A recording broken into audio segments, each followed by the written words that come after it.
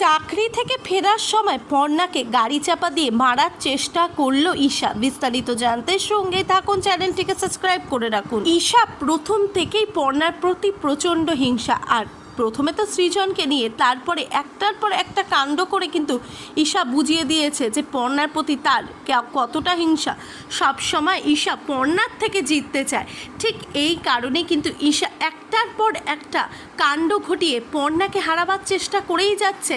কিন্তু পর্ণার এত তীক্ষ্ণ বুদ্ধি, আর পর্ণার বুদ্ধির সাথে ঈশার পারার কোনো ব্যাপারই নেই। কেননা ঈশা এতটাই বোকা, ঈশা প্রচণ্ড নিজেকে চালাক ভাবে ঠিকই, কিন্তু পর্ণার মতন এতটাও নয়। ঠিক এই কারণে কিন্তু ঈশা বারে বারেই ফেঁসে যাচ্ছে। আর পর্ণা নিজেকে যতই বিপদ আসুক না কেন, নিজেকে এবং দত্ত পরিবারকে ও সৃজনকে উদ্ধার করেই চলছে।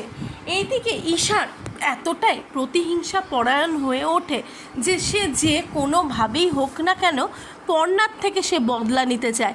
যদিও বা সুকুমার হালদার বলে যে ভোটের আগে এগুলো কিছুই যেন না করেছে, না হলে একটা বড়সড় ব্লান্ডার কেস হতে পারে।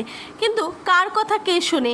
ঈশা তো ঠিক করেই রেখেছে যে সে যে কোনোভাবেই হোক না কেন ব্রেন স্ট্রোক করিয়ে বা অন্য কোনোভাবে পর্ণাকে মারার চেষ্টাই করবে।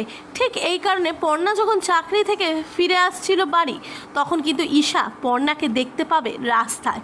আর ঠিক সেই সময় কিন্তু সেই সুযোগের সৎ ব্যবহার করার জন্যই ঈশা পর্ণার দিকে গাড়িটাকে চালিয়ে দেবে।